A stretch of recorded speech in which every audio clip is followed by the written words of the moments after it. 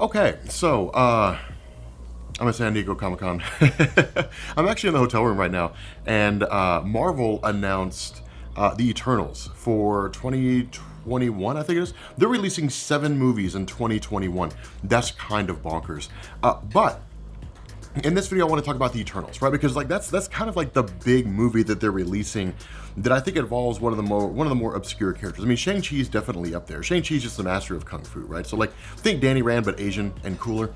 But the Eternals are actually the really interesting title that they released, right? I mean, Doctor Strange, into the Multiverse of Madness, whatever it is, it's just going to be him. It's going to be like a short form Defenders team, basically, with like Scarlet Witch. That's really what it's going to turn out to be. At least the 1990s Doctor Strange Defenders team, when he had like it was a team composed of like a rotating roster, and they would just go into the multiverse and just do things. But the Eternals are a lot cooler. So I feel like a lot of people out there right now are confused about them. Like, what are the Eternals? And what's the whole basis behind them? And why is everybody excited? And what does this have to do with the X-Men? Okay, so in the 1970s, as most of you guys know, you had like Jack Kirby, right? Like Jack Kirby was the artist, Stan Lee was the writer, and between the two of them, they created or brought back some of the most iconic characters in the history of Marvel Comics. Eventually, Jack Kirby felt like he wasn't getting his credit, so he left, he went to DC, and he created something called the Fourth World. What's the Fourth World? Well, that was supposed to be a standalone series of stories, like the Forever People, things like that. It didn't have anything to do with anything. And then he felt like he was getting screwed over at DC, so he left in the middle of it all, and then went back to Marvel. The Fourth World introduced things like the Anti-Life Equation, Darkseid, Steppenwolf, things like that. That's where all that stuff came from. DC eventually just rolled it over into everything else, because what else could they do? But because of the fact that he couldn't do the Fourth World at DC, he created the Eternals at Marvel.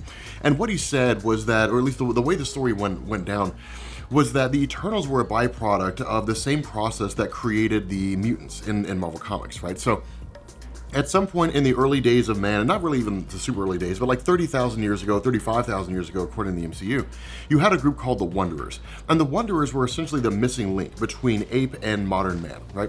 And so the sentience of Earth, which is a woman named Gaia, who's also the biological mother of Thor, she gathered the Wanderers together and then presented them to the Celestials. And the reason why is because the Celestials were cosmic scientists. They would travel across the universe and perform experiments, different things like that. The idea was to show up on Earth and they conducted an experiment by modifying the genes of early man into 3 separate groups. The first group was the Eternals, and they were really more angelic-like in terms of their appearance, right? I mean, for the most part, they had like perfect skin, and they could fly, and they had all these different attributes. Basically, your normal run-of-the-mill powers like Superman, except they could also manipulate cosmic energy. And then you had the Deviants, who were more akin to like trolls, different things like that. And then you had what were called just the baseline humans, right? Like their genes were modified, but the results of these modifications wouldn't really start to show up until around 20,000 years later. Actually, I'd probably say around 25,000 years later, in 10,000 BC, when you got Selene, and then eventually you get the villain Apocalypse, and then you get like Gabriel Shepard and the Proto-Mutants and things like that, and then that runs all the way up to the modern day when you get like mainline mutants. The other reason that Jack Kirby did this was because this modification of the genes of early man was also an explanation for why it was that when like Bruce Banner, for example, was blasted with gamma rays, he didn't just turn into like this giant mass of tumors like he did in Marvel Ruins. Instead, he became the Incredible Hulk, right? So it was kind of like these genes were modified in such a way to where they would lend themselves to superhuman powers, as opposed to just turning humans into crazy looking things and stuff like that. Anyway, sticking with the Eternals, what you ended up having was the Eternal Deviant War. And the way this played out was that the Deviants saw themselves as kind of like the rightful rulers of the world. And to a degree they were. For a long time, the Deviants ruled the surface world. Back before Atlantis sunk and different things like that, they ruled the surface world.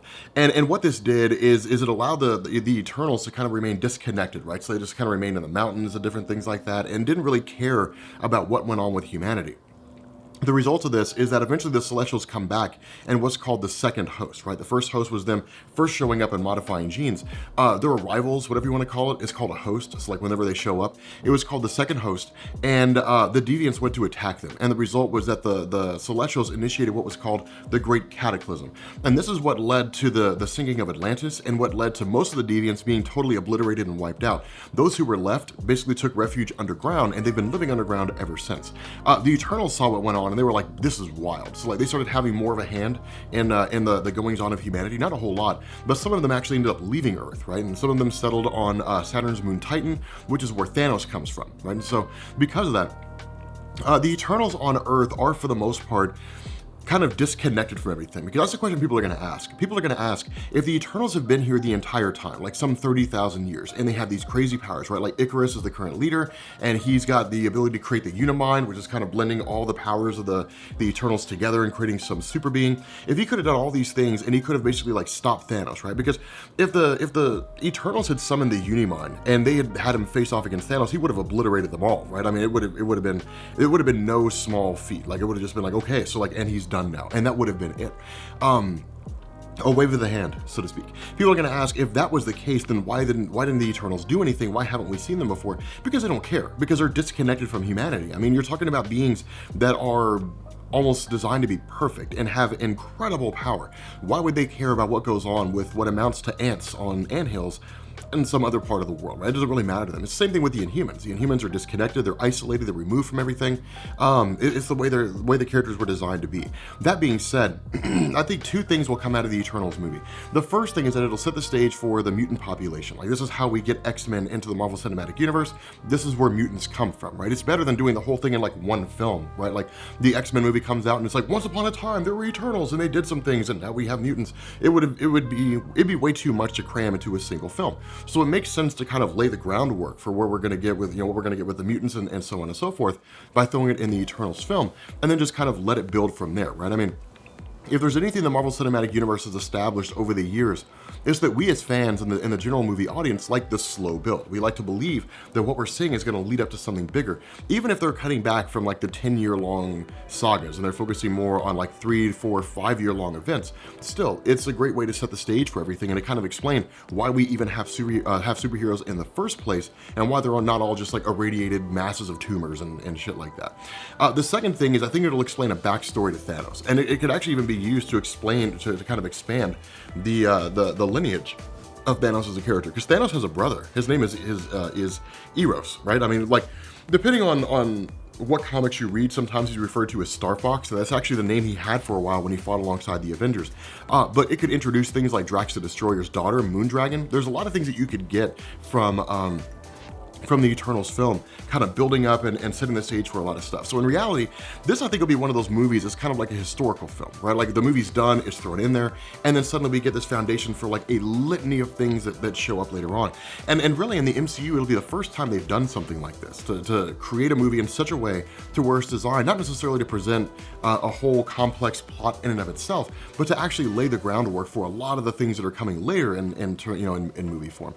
Having said that, I think a lot of you guys will look at the Eternals, and depending on how they're done, you will see them as very much being analogs to Superman in a lot of different ways. And the reason for that is because Superman's powers are pretty basic, right? I mean, like, his powers are timeless because Superman's timeless, but the powers and the powers of like flight and super speed and different things like that, super strength, that's pretty normal. It's like Max Landis said in his video on The Death and Return of Superman, comic book companies just give those powers out like candy, right? Like, that's your baseline power.